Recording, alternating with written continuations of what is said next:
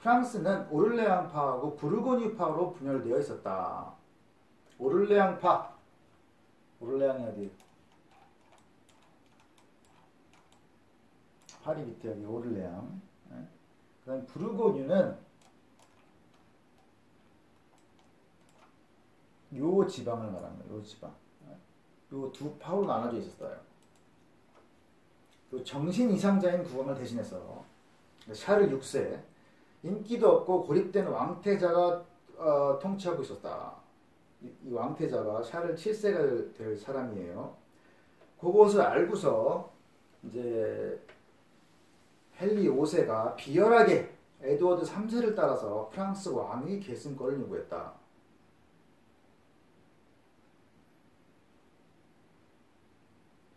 자기가 이제 에드워드 3세의 후손이기 때문에, 그렇죠? 자기한테 왕위 계승권이 있다고 한 거예요. 굉장히 먼데도. 그래서 샤를 6세의 공주 카트린과의 결혼하고 노르망디, 투렌, 앙주, 맨, 퐁티웨 등의 영제를 요구한다.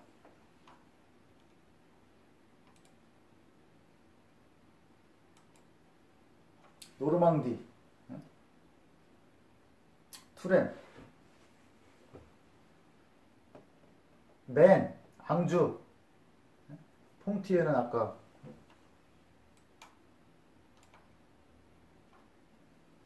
요쪽이죠.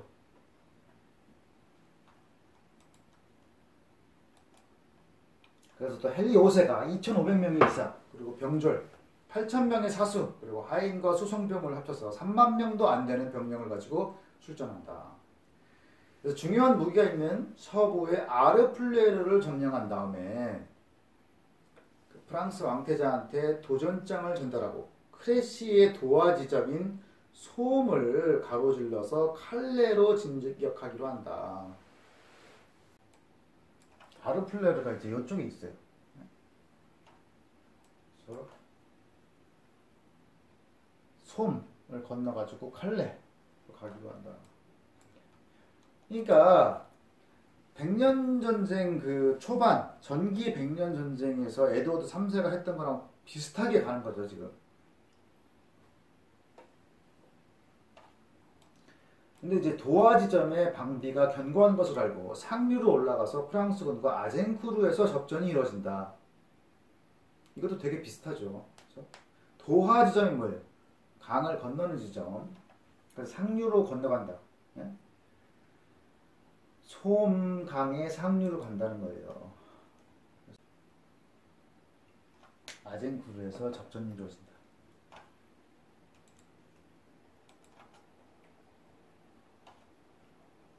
그래서 프랑스 기병대가 영국군의 사수와 기사에 몰살된다. 그래서 중세에서 제일 격렬했던 1415년의 전쟁에서 프랑스인 10,000명이 생명을 잃는다.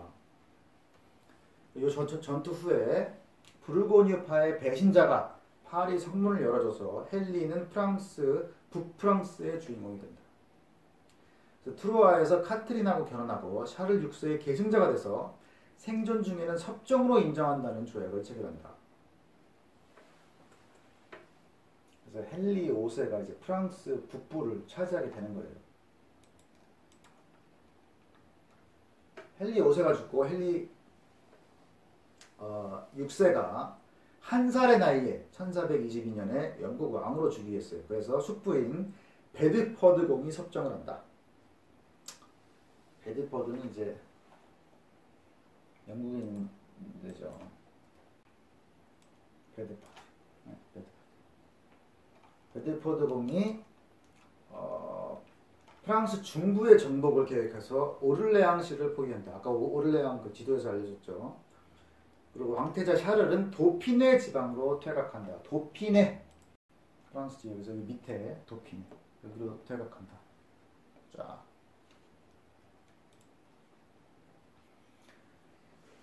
근데 이때 그 전설의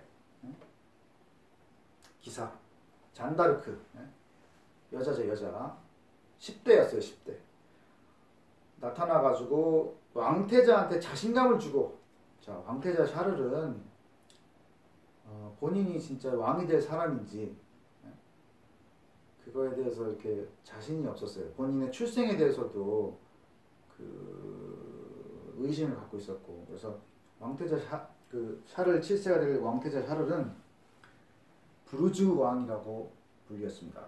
그래서 프랑스의 왕이 아니라 부르주 왕, 그렇게 불렸고, 그래서 자기한테 자신이 없었는데 잔다르크가 자신감을 주고, 그다음에 오를레앙을 해방하고 샤를 왕태자를 랭스에서 즉위시키는 과업을 달성한다.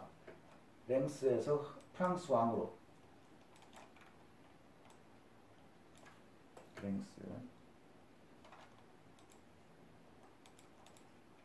왕태자는 빼앗긴 땅을 서서히 되찾았고 파리도 영국 수비대를 축출했다.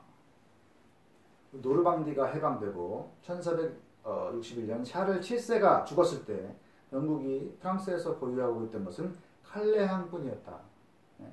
구빈 전투에서 프랑스가 승리하고 영국 왕은 대륙을 정복하는 꿈을 버리고 영국을 다스리는 데 집중하게 된다. 구빈르 전투. 벨기에 좀 가까운 지방이죠. 구빈 전투에서 이제 프랑스가 이겼어요. 그래서 이제 영국은 이제 더 이상 프랑스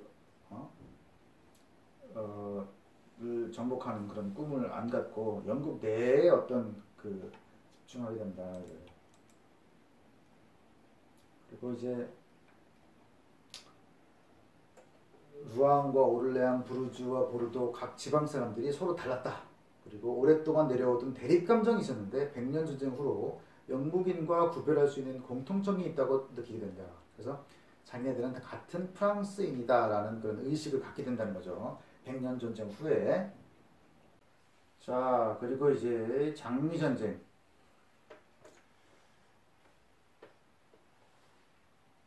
헨리 6세에 대항해서 요크공 에드워드가 벌기한다. 그는 에드워드 3세의 가장 가까운 상속이었다. 헨리 6세는 누구예요? 헨리 4세의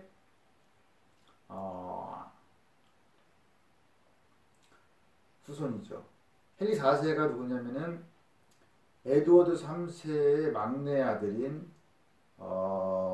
존 곤트의 아들. 그러니까 랭커스터 가였던 거예요. 그에 비해 요크공 에드워드는 에드워드 3세의 가장 가까운 상속인이었다니까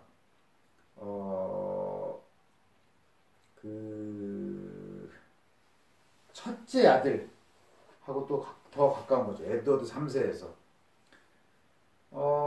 왕위는 항상 장남한테 이루어진 거기 때문에 그 차남 이하는 그 상속인에서 먼 거예요. 자, 요크공 에드워드 봅시다. 요크공 에드워드. 그래서 랭커스터가 존 곤트가 랭커스터가죠. 랭커스터 공이었어요. 그래서 랭커스터가의 문장인 붉은 장미하고 요크가의 문장인 흰 장미가 왕위 쟁탈전을 벌인다. 이게 장미 전쟁인 거예요.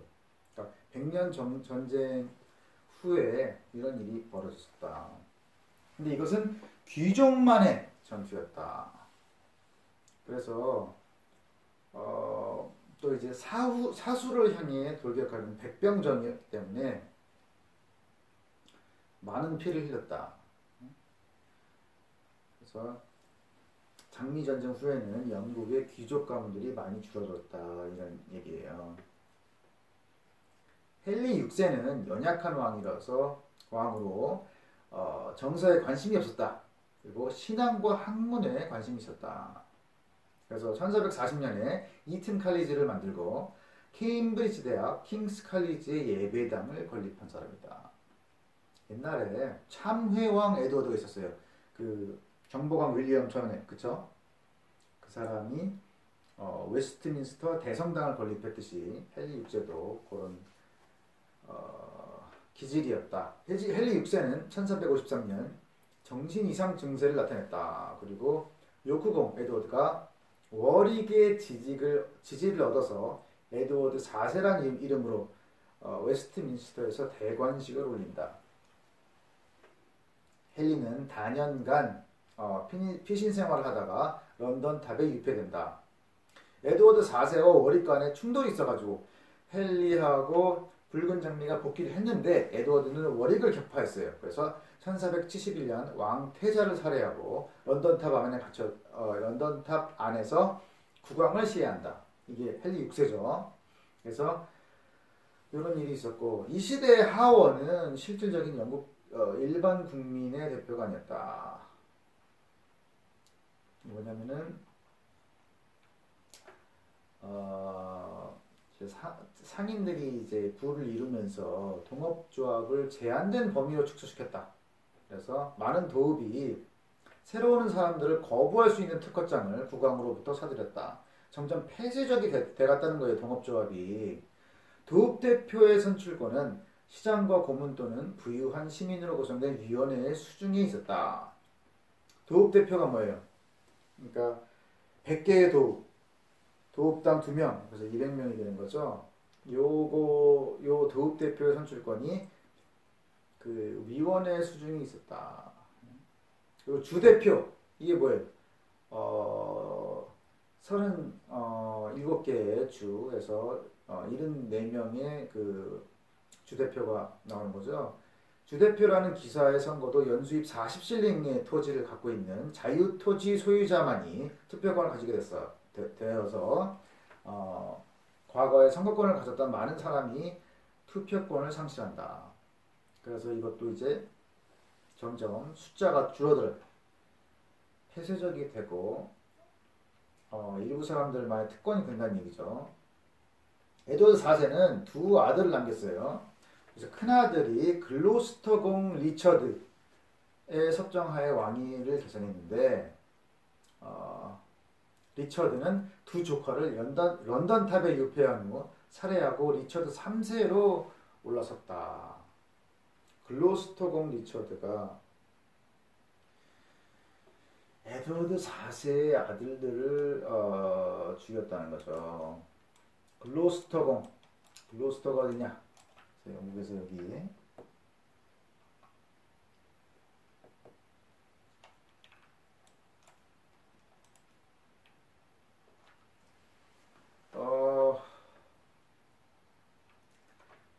그래서 이제 또 랭커스터가 아까 그 헨리 6세까지 내려왔던 랭커스터가의 리치먼드 공 헨리 튜더. 이 사람은 모친 마거릿을 통해서 존 곤트의 지게였는데 노르망디로 피신해 있었다. 모친을 통해서 존 곤트의 지게였다고 하면은 랭커스터가인데 성이 다른 거죠. 이 사람은 이제 플랜테저넷이 아닌 거예요. 튜더가인 거지. 플랜테저넷은 어머니 쪽 이름이고, 그래서 헨리 튜더가 에드워드 4세의 딸 엘리자베스와 결혼하게 되면은 양가의 통합이 성립되는 것이었다. 양가라는 것은 뭐예요? 그 랭커스터가 하고 원래 그 에드워드 3세의 그 직속의 그 가문들이죠. 그래서 리처드는 의회를 소집하고 시민과 화해하려고 했으며 자신이 엘리자베스와 결혼하려고 했다. 그러니까 자기가 조카 딸하고 결혼하려고 했었던 거죠. 그래서 자기가 왕위를 유지하려고